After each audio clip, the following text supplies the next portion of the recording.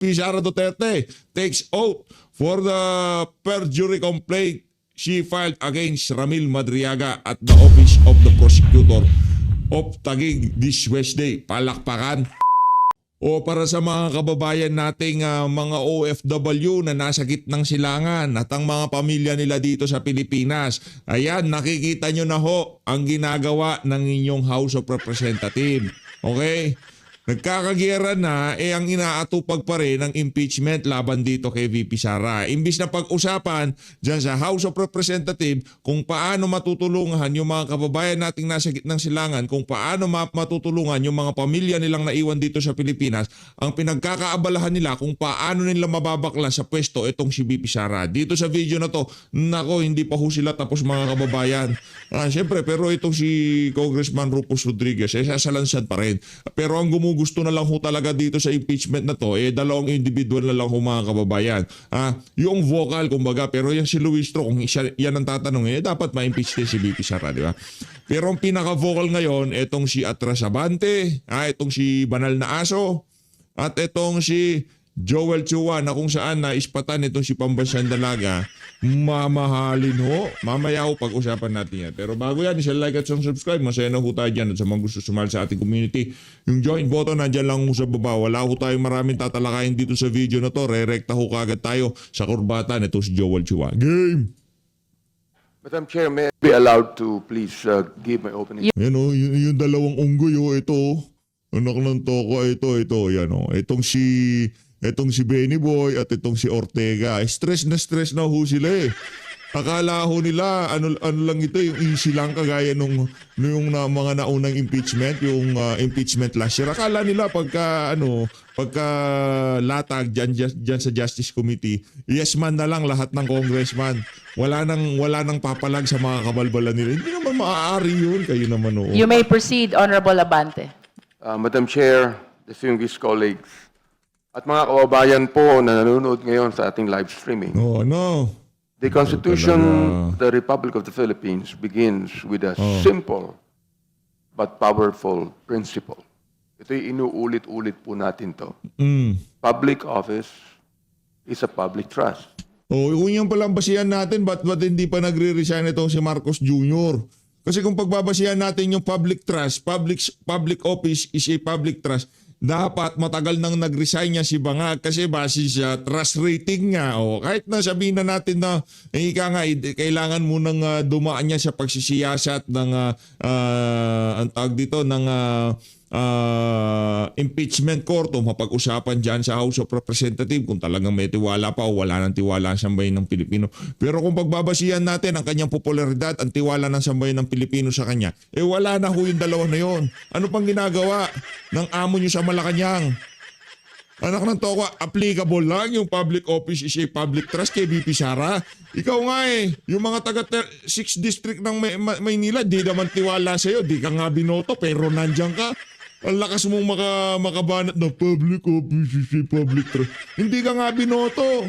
Teknikalidad lang yung yung pagkakaupo mo bilang congressman. Na-disqualify lang yung pinadisqualify mo lang yung kalaban mo.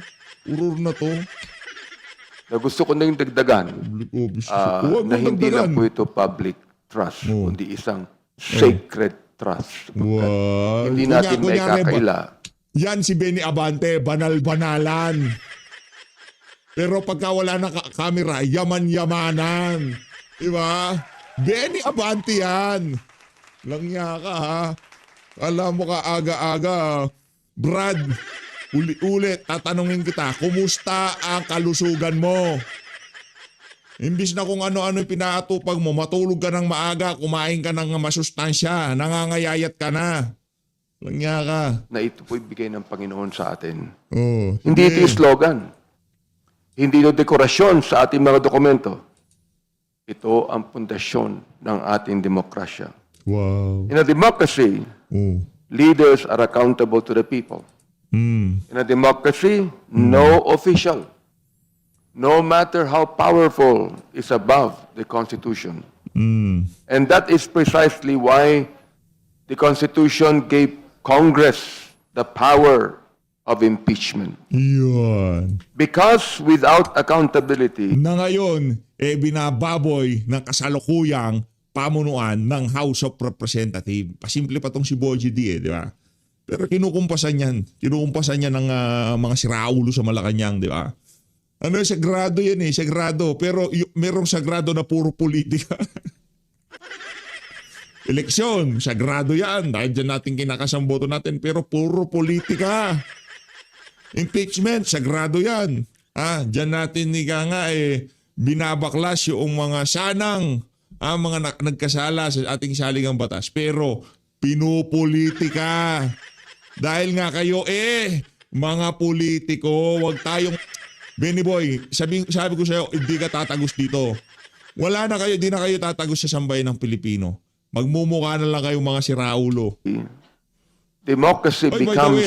the way. Teka lang, Benny Boy, maputol ko yung mga kabalbalan mo. Eto, naku, matindi ito. VP Sara Duterte takes oath for the perjury complaint she filed against Ramil Madriaga at the Office of the Prosecutor of Taguig this Wednesday. Palakpakan. Yes, sinasabi ho natin. Sinampahan na ho ng perjury itong si Ramil Madriaga. Sinungaling yun Di ba? Sinungaling. Smoking gun mo. Oy, Benny Boy! Yung smoking gun mo, kinasuhan na ni BP Sara. Nasaan pa yung smoking gun nyo? Di na makakawala yun sa kulungan. Mabubulok yun sa kulungan, Brad.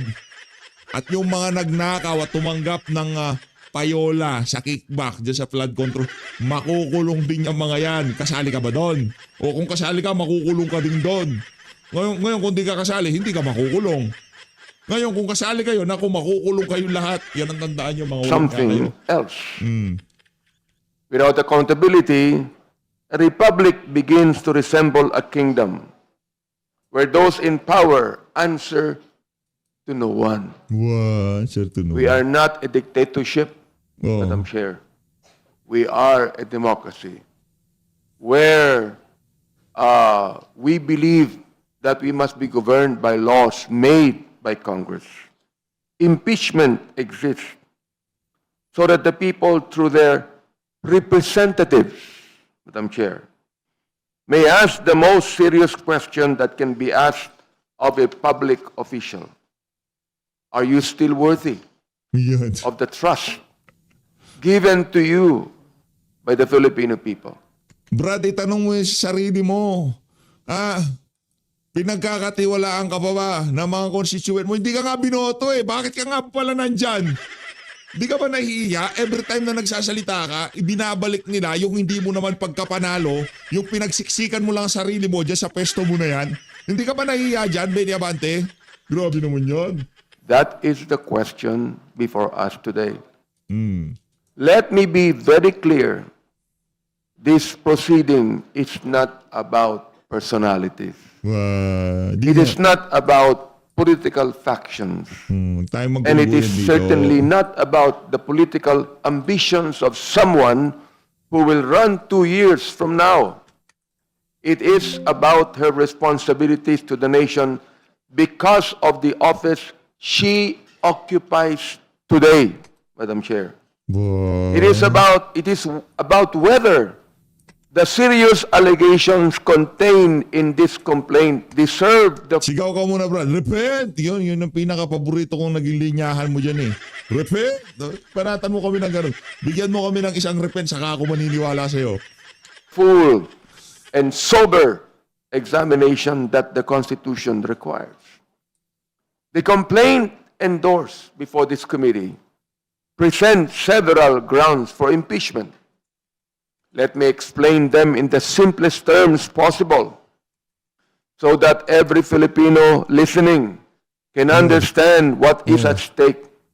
Dahil kailangan malaman ng ating mga kababayan na ang at stake dito, pagka naging presidente si VP Sara, yung amo mong si Martin Romualdez, sigurado makukulong.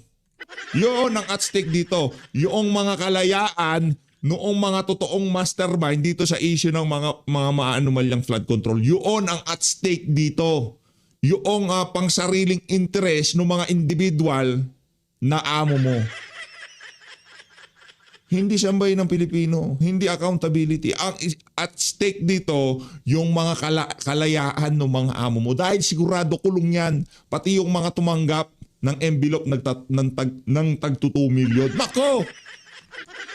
Yan ang at stake dito. Alam natin. Huwag nyo kaming lokohin dito, Benny Boy.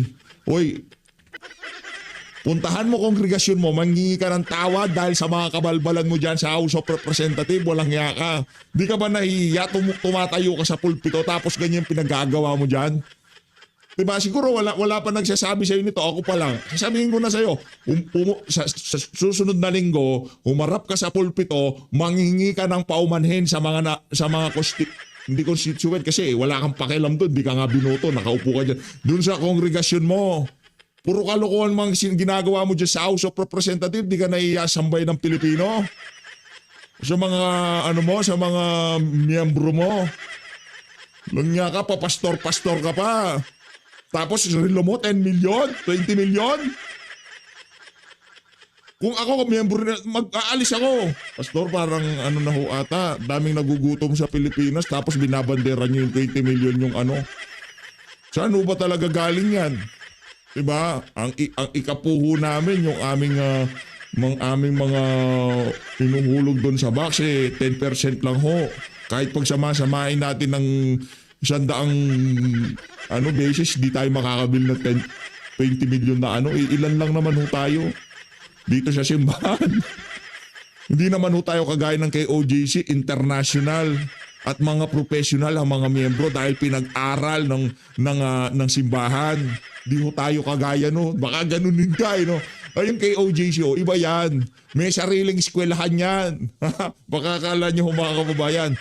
Merong sariling eskwelahan na kung saan yung mga miyembro pwedeng mag-aral doon ng libre.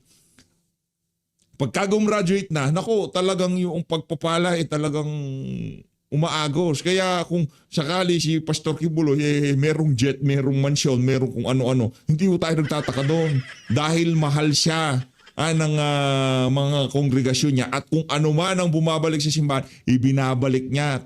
Tignan niyo ho yung kingdom. Meron bang kingdom niyang si Pastor Abante? Walang ganun yan. Hindi biro ang mga akusasyon laban sa Vice Presidente. Yeah. Unang-una, the issue of transparency and unexplained wealth. Our Constitution requires public officials to disclose their assets through their statements of asset, liabilities, and net worth. What we call as Yung suot-suot mong 20 million na na relo, nakadeclare ba yon sa SALN mo? Sige nga, sagutin mo ako, Benny Abante. Banat kayo ng banat ng SALN noong nagkahamunan. Hindi naman pala, ayaw nyo naman palang ilabas yung SALN nyo. Ano kayo mga siraulo? Gusto nyo si VP Sara ilabas niya SALN niya? Pero kayo mga congressman dyan, di nyo nga mailabas-labas ang mga SALN nyo? Kakapal na mo mukha nyo ha. Kung labasan ng SALN, unahin mo. Unang hahanapin ko sa SALN mo yung 20 million mong relo. Lumya ka ha. SALN. Now, why is this important? Because the Filipino people deserve to know that those who serve them are not secretly enriching themselves. If a public official earns a certain salary, but their wealth grows far beyond what the salary could reasonably explain, then the people have the right to ask questions. Unahin mo yung SALN mo. Yan ang problema sa'yo. Banal-banalan ka disentihan ka Hanap ka na ng SALN. Yung SALN mo naman, hindi mo ilalabas. Huwag ganon, Benny Boy. Huwag mo kaming paandaran ng mga SALN. Ang gawin mo, maghanap ka ng ibang tao na magbabasa dyan sa speech mo. Dahil ikaw, puno ka ng butas. Wala kang kredibilidad. Di ba? Sa lahat ng congressman dyan, ikaw ang pinakawalang kwenta. Bakit? Di ka naman nanalo, nakaupo ka. Di ba? Ikaw ang pinakawalang kwentang congressman dyan. Ikaw, mantakin mo, lahat ng mga kasama mo dyan, binoto. Mapaparty list, nakakuha ng karampatang boto para makaupo dyan. Katangi-tangi kang congressman na hindi nanalo pero nakaupo. Yaan si Pastor Benny Abante. Pinagsisiksikan niya ang sarili niya sa isang lugar na hindi naman siya karapat-dapat. question. Kapal na mukha mo, ha? This complaint alleges that certain bank accounts, property transactions, and cash holdings were omitted or understated in the Vice President's SALN. It further raises the possibility that her accumulated wealth may be disproportionate to her legitimate income. Puro speculation yan eh. Puro speculation. Dapat maglabas kayo ng mga totoong ebidensya kagaya ng ilinabas kay Saldico yung sa yung mga amo dyan sa House of Representatives. Merong jet, merong yate, merong mansyon, merong bahay sa ibang bansa, merong mga kasino. Dapat mga ganong klaseng ebidensya na nakapangalan at meron talagang pagkakakonekta ng SunWest sa inyong mga amo dyan. Si BP Sara, wala pa kayong pinapakitang ganun tapos gusto nyo buksan ng SALN. Yun kasi raulo. Benny Boy, kunin mo yung tumbler na yun, ipukpok mo sa ulo mo, malamang sa malamang, matauhan ka sa mga pinagsasabi mo. Mantangin nyo, ikaw, meron kang 20 million na relo. Nagtatanong kami saan mo galing ang pinambili ng relo. Si BP Sara, wala nga kayong maikonek ang mga luxury item sa kanya.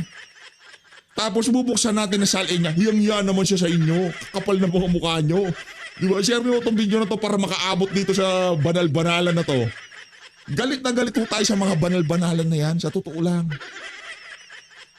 Galit na galit po tayo. Bawat buka ng bibig, akala mo talagang di makabasag pinggan.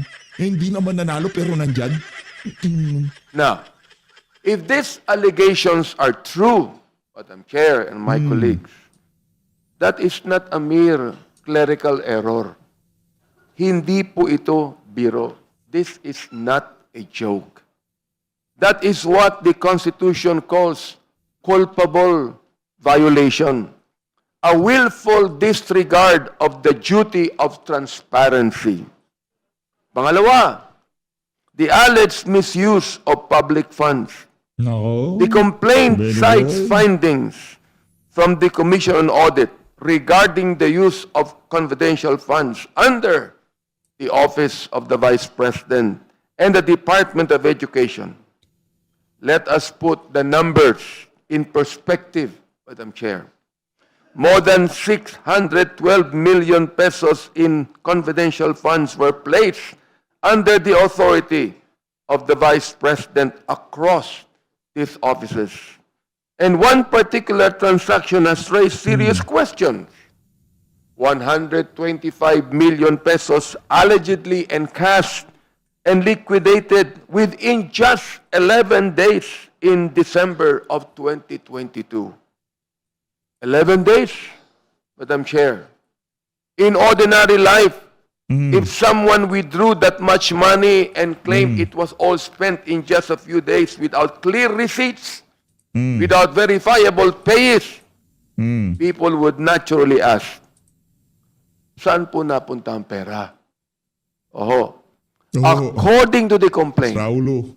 some liquidation documents contain defective receipts, unverifiable pays, and irregular documentation. Paano unverified pays? Confidential fund nga yan. Benny Abante. Ano ba naman to si Benny Abante? Tanda mo na, ang hirap mong spellingin. Akala ko mga bata lang ang mahirap spellingin. Ikaw din pala. Confidential fund yan, Brad. At kung kakalkalin natin yung confidential fund na yan, tatanungin natin, sisiyasatin natin, dapat lahat, pati kay Marcos Jr., wag lang kay BP Sara. Baka nga doon sa confidential fund ni Marcos Jr., makakita tayo ng pangalang Benny Abante. Kasi nga ano yan, mga fictitious. Pero hindi naman necessary na konektado sa'yo. Baka napagtriban lang. Benny Chua, malay natin, di ba? Fictitious yung pangalan kasi yun ang nakalagay sa confidential fund. Kaya nga yung pondo na yun, napaka-special. Ngayon, yung 125 million, gigil na gigil kayo. Pero yung trilyong ninakaw dyan sa bulwagan ninyo, yung pinagsisingit na budget, wala kang pakialam. Ang kapal na mukha mo, Benny Abante, wala kang moral ascendancy na pangaralan kami dyan sa confidential fund na yan, gayong doon sa trilyong ninakaw sa kaban ng sambayan ng nananahimik ka, buwisit ka. Wala mo lang. Wala namang ganun, di ba? Yung nagagano kami, wag ganon, Brad. Wala kang moral ascendancy na pagsabihan kami no. ganito si BP Sara, kailangan ng salin. Raulo. Alam mo, aga-aga pinapaandar mo makina ko, ha? Gusto ko sana medyo kalmahan lang ngayong araw na to. Sira. Station. These are not small accounting errors, Oh. Madam Chair. Hmm. Hindi po ito biro. Again, this is not a joke. It's not a joke. When public funds are involved, every peso belongs to the Filipino people, and when hundreds of millions are spent without clear accountability, the public has the right to demand answers. Madam Chair, that is not free money. That is not a money coming from our own personal pockets. That is the money of the Filipino people. Aray mo. Diba? Diba? The Diba? Yung pinambili mo na Richard Mille, saan galing yung pera? Diba? Diba? Yun ang pinambili mo ng Cadillac Escalade, saan galing ang pera? Diba? Yung pinambili mo ng mga Rolex mo, saan galing ang pera? Diba? Hinahinay lang, public Brad. money. Akin na Maraming competent, maraming may credibility na magbasa dyan sa mga binabasa mo na yan, na congressman dyan. Huwag mo nang isubo sarili mo, magmumukha ka lang si Raulo. banggit kahapon is also Diba? a public trust. Alam mo lang yan Kaya nga ka. ang pangatlo, Wala halos at Brad. betrayal of public trust. This is one of the broadest grounds for impeachment in our Constitution. It refers to conduct that may not always fit nearly into criminal statutes, but nonetheless shows gross faithlessness to the public trust. And one allegation in this complaint is deeply troubling, Madam Chair and my dear colleagues. The Vice President publicly admitted that she had spoken to someone about killing the President, Nako. the First Lady, and the Speaker should something happen to her. Later, it was said that this merely was a joke. But let us be honest. Hindi joke. Yun ay condition yun. Buhay pa ba si... ang tanong, buhay pa si Martin Romualdez? Buhay pa si Marcos Jr.? Buhay pa itong si Coca? O wala nang palang nangyari sa kanila. Anong iniiyak mo? Puntahan mo, itipon mo silang tatlo, may pambindisyon ka. Langisan mo yung mga ulo nila. Lumapit yung mga masasamang elemento sa inyo, ganon. Protektahan kayo ng mga confidential fund at nung mga ang program appropriation, yung mga yung mga insertion nyo. Yan, protektahan kayo yan. Bindisyonan mo, Brad. Kaya mo yan. Ano pat naging pastor ka, Brad? Kanya ka.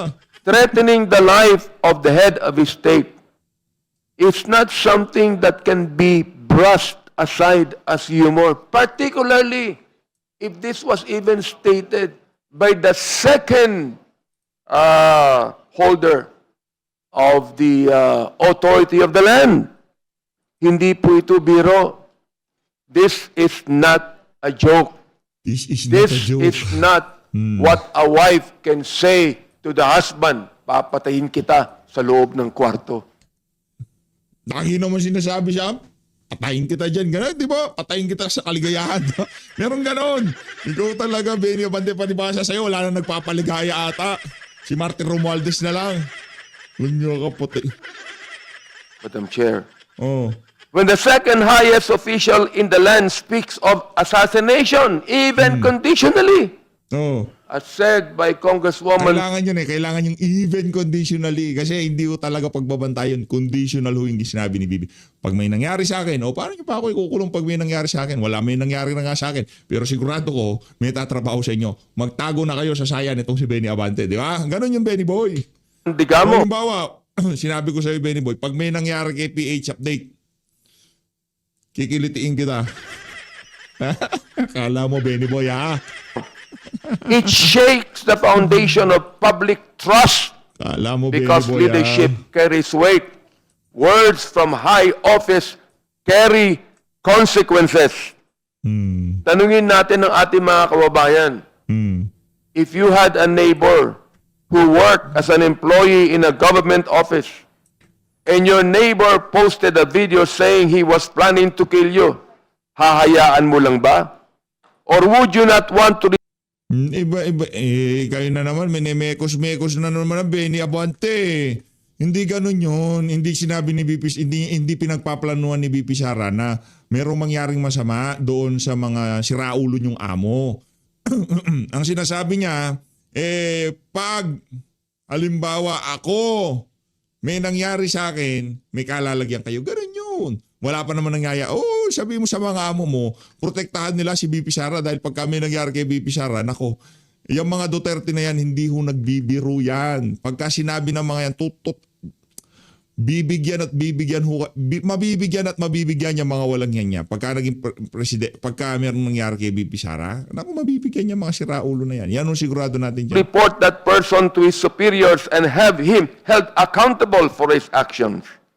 Once again, gusto kong sabihin, hindi po ito biro at hindi po ito dapat magiging katawa-tawa sa lahat. Yun. This is not a joke. Number 4, allegations of corruption and bribery. The complaint also presents evidence suggesting that public funds may have been But parang wala ka atang suit-suit na relo ngayon, Benny Abante. Yun lang inaabangan ko sa hearing eh. Kung ano yung mga luxury item na isasabit nyo sa mga katawan nyo. distributed through intermediaries, including testimony from individuals who claim to have transported large sums of cash. These are also allegations of payments connected to procurement decisions. Now, whether these claims ultimately prove true is something that must be determined through evidence. But when sworn affidavits, audit findings, and documentary records raise serious questions about how public funds were handled, Congress cannot simply look away. Because the Constitution does not allow us to look away. Precisely why there is Congress in this country. It commands us to act. Now, some may ask, why impeachment? Why not leave this to the courts? The answer is simple, Madam Chair. Because impeachment is sui generis. It is unique. It stands alone. It is a unique constitutional process. Criminal courts determine guilt and punishment, but impeachment answers a different question. Is this official still fit to hold the trust of the Filipino people? That determination belongs to Congress. Ladies and gentlemen, belongs to Congress. Others will say that a previous impeachment complaint was dismissed. That is true. But that decision was based on a procedural technicality involving the one-year bar rule, not on the merits of the allegations. This complaint presents new evidence, including issues involving SALNs and unexplained wealth that have never been adjudicated. Yan. The Constitution demands that these allegations be examined. And finally, Madam Chair, my dear colleagues, some will say that this process is political. To that, I say, impeachment is indeed political in the sense that it is entrusted to elected representatives. But it is not partisan. It is political in the same way that democracy itself is political, Madam Chair, because it involves the people's right to hold their leaders accountable. Our duty here is simple. It is not to convict, it is not to condemn, but to determine whether these allegations deserve the full process that the Constitution provides.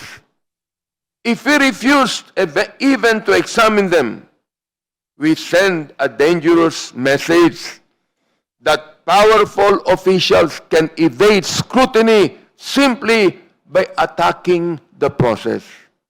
But if we proceed with fairness, sobriety, and respect for due process, Yun. we affirm something far more important than any political victory. We affirm that in the Philippines, the Constitution still reigns supreme and that no one, not even the Vice President, is above the law. Why? Sinong above the law? Si Martin Romualdez at si Marcos Jr. lang. Tinuro na sila noong mga Jaldico, Appropriation Chairperson, Madriaga at yung 18th na mandirigma natin, wala pa rin investigasyon. So above the law sila, ganon. Unggoy. Because public office is both a public trust and a sacred trust.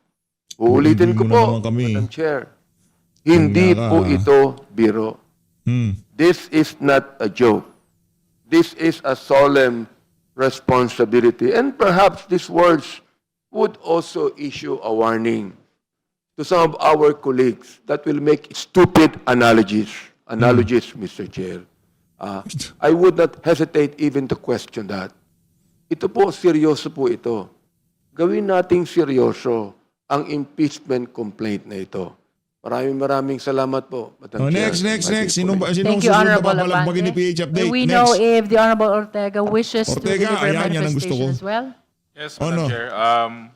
May Yan. proceed. I would join my... Yan ang mga gusto kong binabalagbag. Yung mga may balbas dati, ngayon tinanggal na nila. Tanggalin mo talaga yan, Brad, anak ng tokwa. Alam mo dati, ang angas-angas mo ha. Tatanggalin mo rin pala ha. Magiging mukhang baby ka pa. my co-endorser. Angas-angas with mo a dati, short, Brad eh. Manifestation. Oh, We endorse this complaint out of respect ganda ng cellphone ni Unggoy oh. for our Constitution. And we carry this responsibility in the House of Representatives. This is not about declaring anyone guilty. It is our duty, and it is straightforward. For us to examine the facts and determine whether they are enough and there is enough basis to elevate it. If the evidence supports it, we elevate it. If it does not, we dismiss it. We owe the Filipino people a process that is fair. Hindi. Pinagkakautangan nyo ng kung ano man ang pinagkakautangan nyo, yung mga amo nyo, si Martin Romualdez at kay Marcos Jr. Hindi sa sambayan ng Pilipino. Kasi kung tatanungin natin ang ating mga kababayan, ayaw na nila ng impeachment na yan, pinagpipilitan nyo na lang. Steady and faithful to our mandate. Maraming salamat po. Tapos na, yun lang. Thank you. Napakasupot naman nung statement mo na yun. Dapat, As pronounced during day 1 of our proceeding, supot. we will be deliberating on a per ground basis, although we will be voting on the basis of the entirety of the complaint. We will now proceed to the deliberation per ground of the 4th impeachment complaint. Please allow the chair to read Article 1. Culpable violation of the Constitution, betrayal of public trust, and other high crimes, citing the following specific offenses: assassination plot, sedition, and subversion of constitutional order. We are now opening the floor for opinions, comments, and manifestations of the Justice members. Madam Chair. The Honorable Franz Legaspi. Madam Chair, just a short manifestation before I make a motion with regard to yesterday's discussions. Madam Chair, just like to manifest, similar to my manifestation yesterday with the Honorable Laila de Lima's own complaint, that we confine, or rather I address this to the committee members, that we confine our discussions to the facts recited. I would also like to manifest, based on my observations yesterday, that we uphold the respect, the dignity, and decorum that this committee deserves, that our chamber is expected to have. The nation is watching us, and I still ideally believe Bro, misa ka pa. Ano ba, gusto mo ma-impeach si VP Sara o hindi? Hindi kasi kasama kang labi ni Abante, nang nantaw ko, hindi magtatagal, tatanggalin mo rin yung mga balbas mo na yan. Lang yan. Galingan mo, Brad, ha? Oo. Ano yun? Ba't tayo gumana? Oo. that as public officials or even Wala kang kwenta, lipat ko na dito kay ano kaya... Ito, last manifestation na to, tapos babalagbagin na ho natin itong si Joel Chua. Next video na siguro, next video Madam na. Chair, in regards to the first question, does the first ground of impeachment of the fourth impeachment complaint contain a recital of facts constituting the offenses charged and demonstrative of the jurisdiction of the Committee on Justice? Madam Chair, I do believe the answer is yes, that the first ground contains a recital of facts constituting culpable violation of the Constitution, betrayal of public trust, and other crimes when VP Duterte admitted to contracting an assassin to kill the President, First Lady, and the former Speaker of the House of Representatives. Second, what are the recital facts of that constitute culpable violation of the Constitution, betrayal of public trust, and other high crimes? The complaint contains an allegation that VP Duterte, during a live press conference which was showed yesterday, Madam Chair, publicly declared that she had already asked a person to take revenge, and that if I get killed, patayin mo si BBM, si Liza Araneta, at si former Speaker Martin Romualdez. Yung isa sa mga dinideliveran ng pera. Di umano. No joke and no joke. No joke naman talaga. Thank you, Madam Chair. Yun lang sasabihin mo. Luko-luko na to. Kala ko pa naman meron ka mabigat na sasabihin. So always, maraming salamat to sa pag-support sa PH Update. Mag-ingat po kayo lahat. Mahal natin Pilipinas.